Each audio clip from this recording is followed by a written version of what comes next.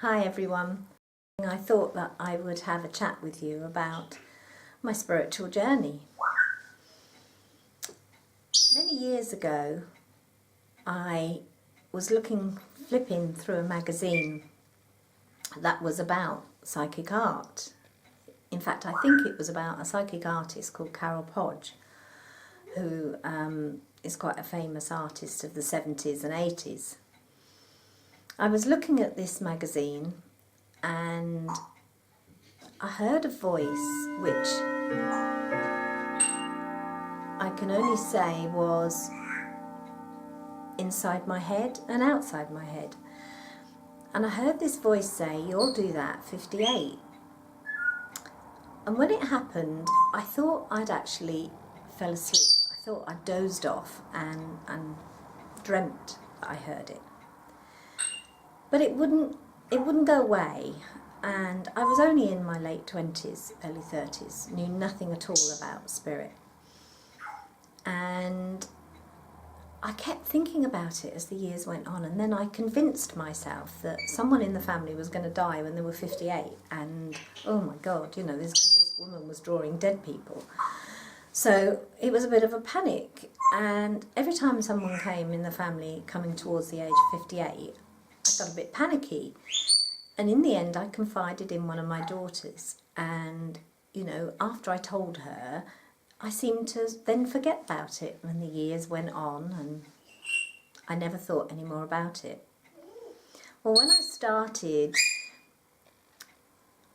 wanting to go to workshops and find my way with spirit, that inner knowing, that something that's inside you that you don't quite understand, but you need to seek it and find the answers. That was my feeling. I had this knowing that there was more, but I didn't know what the more was. So I decided to go seeking, and I did Reiki, and I went on Indian head massage courses, and I couldn't find the it, if you like, whatever I was looking for. And then one day I picked up a leaflet. I'd been to quite a few different workshops and even to some circles, and still couldn't find the something I was looking for. Nothing resonated. So I picked up this leaflet, and it was workshops by Carol Hess, and I thought, sounds good, I'll go along. And the moment I walked in and listened to her talking, it was like a Eureka moment. I knew I'd found the teacher that was going to teach me what I needed to know. So that was about 9 years ago, I think, round about that time. And after going to the workshops for about 4 years, I went in this particular day, and we were given pieces of paper and pencils and told that we were going to do drawing, which I thought was a bit odd. But anyway, we settled down, and to my amazement, I did this face. And the teacher, Carol, actually said to me, I knew the moment you arrived at this workshop that you were going to do spirit art. So I never really thought much about it. And during the break, we were having a tea break, and it was my birthday, and someone had brought a lovely cake in, and we were having chocolate cake and tea. And one of the members of the group asked me how old I was.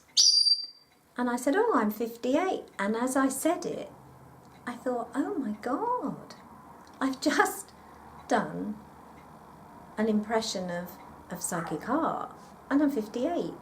That's what it meant, and it was like 20 odd years prior to that, that Spirit had actually told me, you'll do that.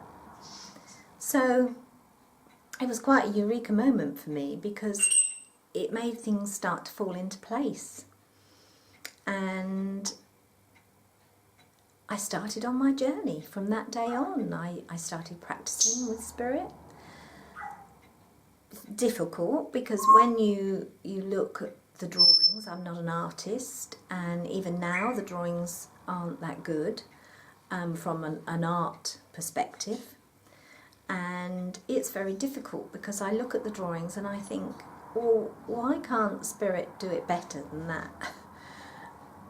And in meditation I was told that, you know, it's telepathy. Spirit are working on a mental level, and they are impressing on me that portrait.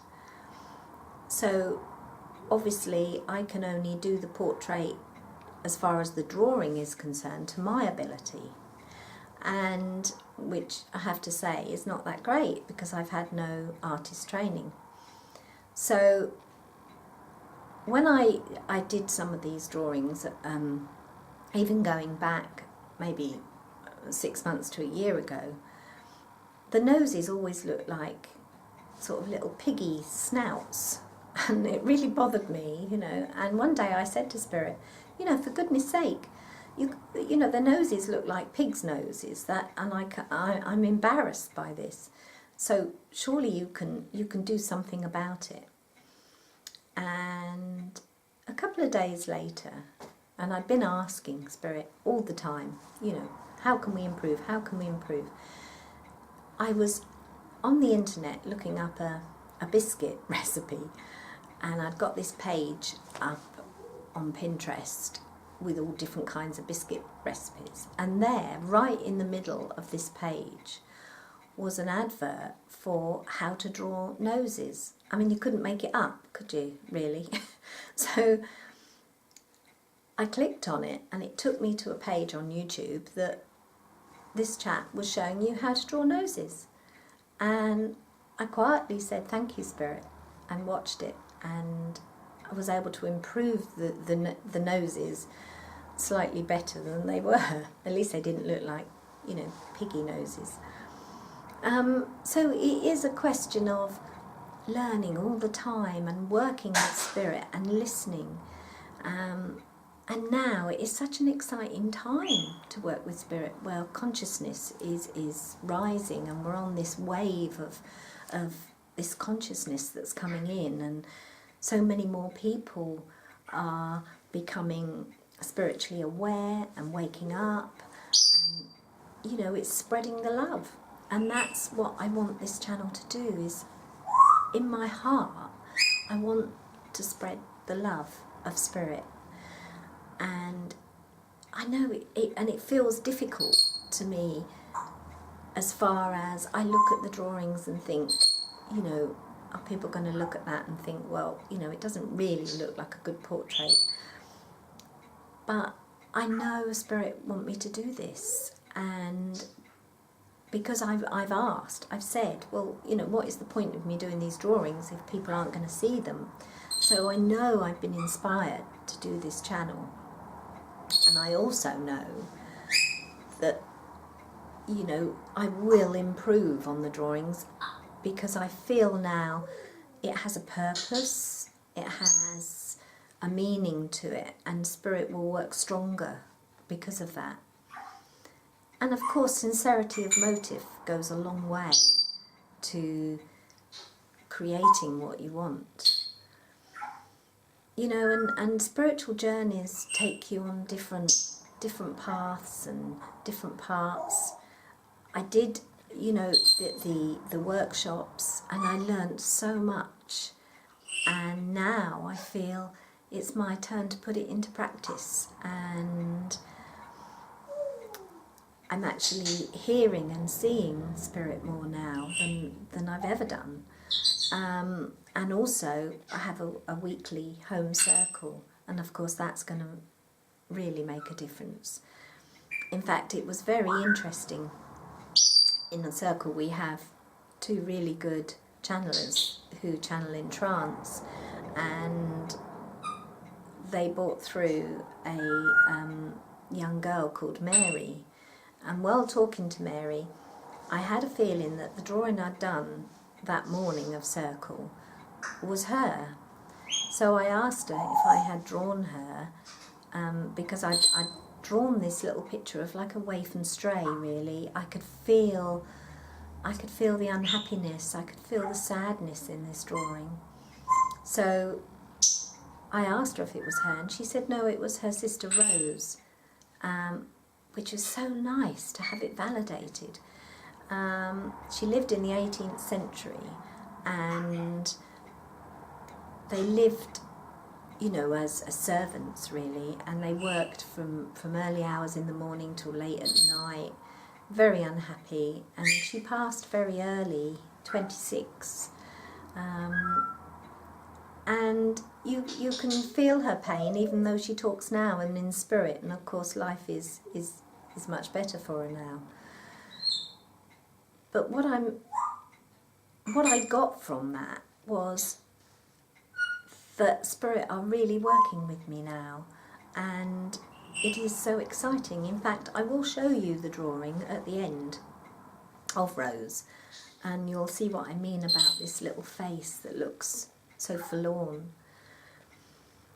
But it is exciting when someone recognises a drawing and you can help them in telling them that their loved ones are still with us. And you know, it's just such an exciting journey, and I so much want to share it with everyone.